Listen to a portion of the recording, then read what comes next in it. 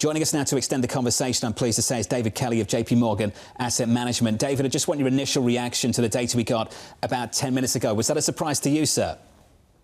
Not too much of a surprise. As we were going into this print, we were looking at a lot of the different industries, and there's a sogginess in the economy which is really preventing prices from going up.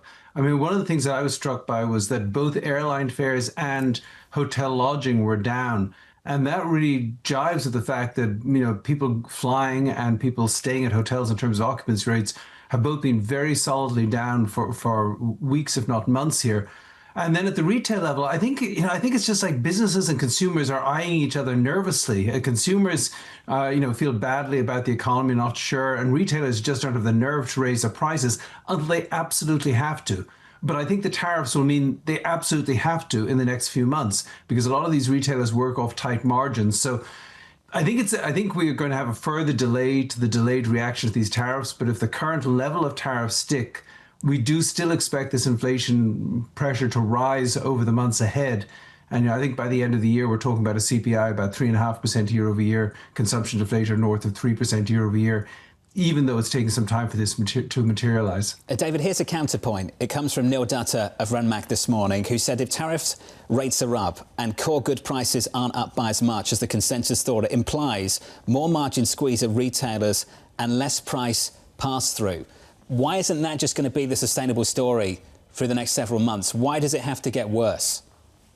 Because the retailers won't be able to do it. I mean, these margins are tight, and what they're doing is, for their existing inventory, they'd paid a certain price for it, and they're willing to, even though inventories are going down, they're willing to, accept current margins. But as they have to pay for the new inventory and mark up on that new inventory, I expect that we will see those higher prices. So it's because margins are tight in the retail businesses, and I think it's going to be very, very hard for retailers and auto dealers and so forth to actually maintain low prices if the prices of the stuff that they're buying goes up. David, if they're not in a position to eat it, are consumers in a position to pay the higher prices? Do you see a labour market that's tight enough to demand higher wages to fund that move? Well, we are seeing a slight tightening in the labour market because, as your previous guests were talking about, that I think this immigration squeeze is beginning to hit. And I think it's very, very much below the radar because a lot of these people don't really admit to being working at all. But there's a shortage of labour, which is getting worse. And I do think that's going to put a floor under wages. Now, for consumers overall, this is a tax on lower and middle-income consumers. I mean, that's what tariffs are. They're a tax on imports of goods, and that hits low and middle-income consumers. So it depends on the tax bill a bit, but assuming the effects of the tax bill don't kick in until later, then I think the squeeze is going to get worse over the course of the year, and you're going to see weak consumer demand, and so you're going to have a combination of an economy which seems to be pretty sluggish, say in the third quarter, but also prices which are registering pretty high year-over-year increases. David, I've got to ask you, where on earth does that leave Chairman Powell and this Federal Reserve? I think they have to wait and see what happens with this tax bill.